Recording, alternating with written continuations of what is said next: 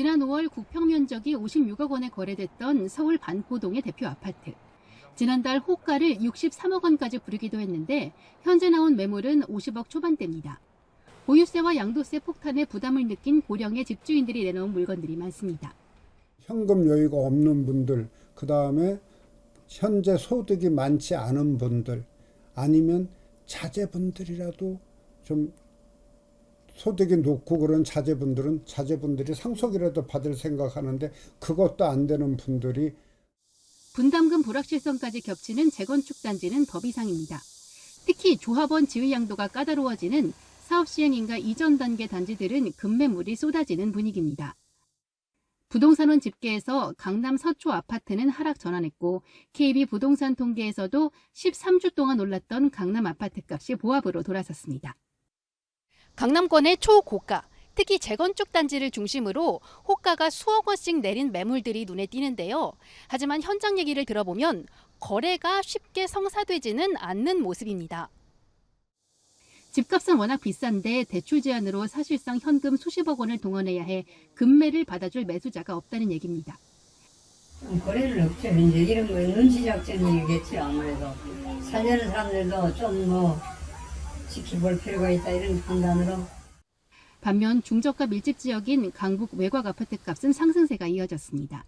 대출 규제 이후부터 상대적으로 접근 가능한 가격대를 중심으로 매수세가 집중됐는데 이번에 세 부담이 낮아지는 효과까지 부각되며 집값을 더 끌어올리고 있다는 분석이 나옵니다. 세제 개편안을 통해서 오히려 중저가 아파트 같은 경우에는 세금에 대한 이제 수혜가 또 되는 상황이기 때문에 사실상 가격이 더 오를 가능성은 배제할 수는 없을 것 같거든요. 공급 대책이 단기 집값을 안정시키긴 쉽지 않은 상황에서 중저가 지역의 집값 상승세가 시장 불안을 더 키울지는 지켜볼 대목입니다. YTN 차유정입니다. 지금 정부도 이제 발등에 불이 떨어진 것 같습니다. 8.13 대책으로 23만 가구 플러스 알파의 공급 대책을 내놨어요. 일단 간략하게 8.13 대책 어떻게 보셨습니까? 예, 8.13 대책은 제가 보기에는 서울에 빈 땅이 없다라는 것을 정부가 스스로 보여준 대책이다라고 생각을 합니다. 왜냐하면 서울에 구체적으로 추가된 신규 택지라고 하는 것은 염창동 지역에 있는 오랫동안 미개발된 공원 지역에 1,000가구를 더 공급을 하겠다라는 거 말고는 서울 안에 있는 뭔가 빈 땅이 없다는 것을 보여줬거든요. 결국은 재건축, 재개발을 통해서 서울에 주택을 공급을 하려면 민간이 주택을 공급할 수 있게 해줘야 되는데 지금 그런 식으로 정책 기조 전환하기에는 상당히 시간이 걸릴 것으로 보여져가지고 지금 심각한 수준이 아닌가 저는 이렇게 생각합니다. 근데 8.13 대책에도 공급, 그러니까 재건축, 재개발을 활성화하기 위한 대책들이 일부 들어가 있거든요. 이걸로는 부족한 겁니까? 예, 기본적으로 재건축, 재개발을 막는 여러 가지 요소들이 있는데 중요한 것은 재건축 초과이익 환수제라는 거, 그다음에 용적률 규제 이런 것들이 결국은 재건축, 재개발의 수익성을 떨어뜨리는 것이거든요. 그래서 추가 분담금이 높게 올라가게 되면 이 추가 분담금을 부담할 수 없는 조합원 같은 경우는 조합원 지위를 양도하고 나가야지만 사실은 재건축 재개발이 또 진행될 수가 있는데 조합원 지위를 양도할 수 없게 막아놓지 않았습니까? 그렇게 추가 분담금을 사실 용적률 규제, 재건축 초과이익 환수제 때문에 사실 수익성 떨어뜨리고 추가 분담금을 끌어올린 상태에서 추가 분담금을 뭔가 부담할 수 없는 조합원이 지분을 팔고 나가는 길도 막아놨기 때문에 이것이 재건축 재개발의 속도를 막는 핵심 요인이다 이렇게 보고 있습니다. 알겠습니다. 일단 정부에서는 어쨌건 공급을 해야 된다라는 그 기조 아래 용산 어린이정을 넘어서 용산공원 전체를 대상으로 주택 공급 가능 부지를 검토하고 있다고 해요. 이거를 두고 또 오세훈 시장이랑 재건축 문제까지 겹쳐서 신경전을 벌이기도 했는데요. 자, 용산공원 개발 이거는 특별법으로도 묶여 있는 부분이고요. 이게 서울 집값을 안정시킬 어떤 공급 카드가 될 수 있다고 보십니까? 예, 지금 아까도 말씀드린 것처럼 서울에 빈 땅이 없다는 것을 또 역시 단적으로 보여준다라고 해서 이제 노무현 정부 시절에 국민적 합의로 우리가 이것을 공원 녹지로 서울 핵심지에 보존하기로 특별법까지 만들어놨는데 그거를 갖다가 이제 택지로 공급을 하겠다고 생각이 나올 정도로 서울에 빈 땅이 없다는 것을 단적으로 보여주는 예라고 생각을 하고요.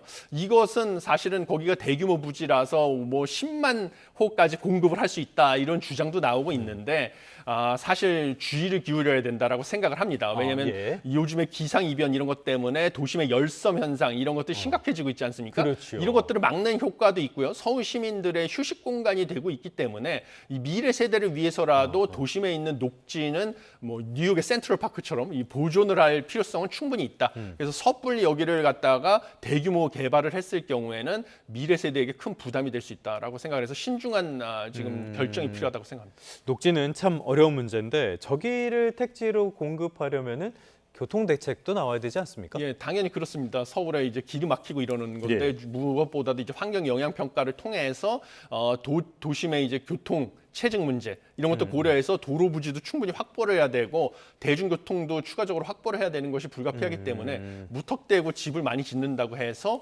서울 시민들의 주거 환경이 좋아지고 집값이 잡힌다고 보기는 어렵습니다. 이재명 대통령 주재 을지 국무회의에 참석한 오세훈 서울시장. 국무회의를 마치고 나온 오 시장은 자신의 SNS에 대통령과 국무위원들에게 서울시의 입장을 분명히 말했다고 전했습니다. 오 시장은 우선 재개발, 재건축 속도를 높이도록 막혀있는 규제부터 풀어달라 요청했다고 언급했습니다.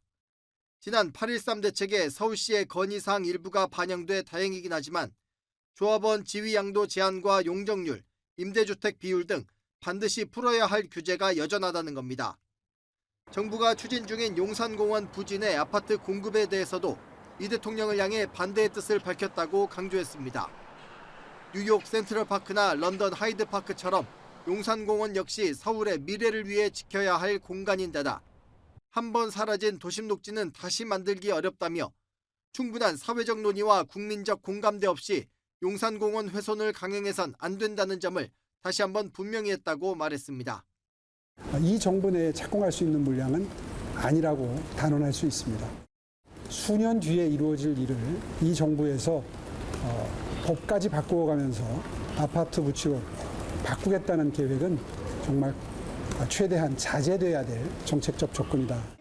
다만 오 시장은 정부의 용산공원 내 주택 공급 방침에 관해 확인할 필요가 있다고 선을 그으면서 오는 20일 김윤덕 국토교통부 장관을 만나 계획을 들어본 뒤 서울시 입장을 구체화하겠다고 덧붙였습니다.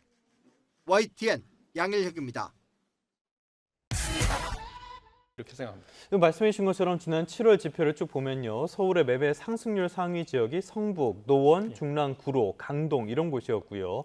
경기도로까지 살펴보면은 화성 동탄, 수원 영통, 용인 기흥 이런 곳들이거든요. 경기도는 뭐 반도체 클러스터, 반도체 라인 이쪽이랑 영향이 있지만은 서울을 봤을 때는 말씀하신 외곽 지역이 오르는 그런 모습들이 아주 뚜렷하게 보여지는데 이런 상황이라면은 실수요자들은 더 괴로워지는 거 아닙니까? 예, 무엇보다 가장 우려되는 것은 부동산 가격 시장이 만약에 침체기로 바뀐다.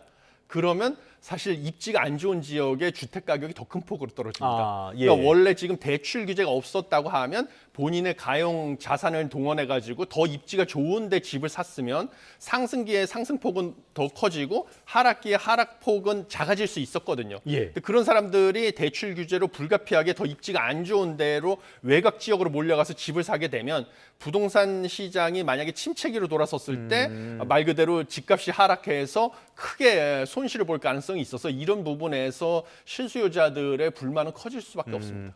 워낙 집값이 빠르게 오르다 보니까는 이제 외곽지라는 말도 안 맞는 것 같습니다. 예전에 비교적 저렴한 지역들 이런 것도 이제는 잘 안 통하는 것 같아요.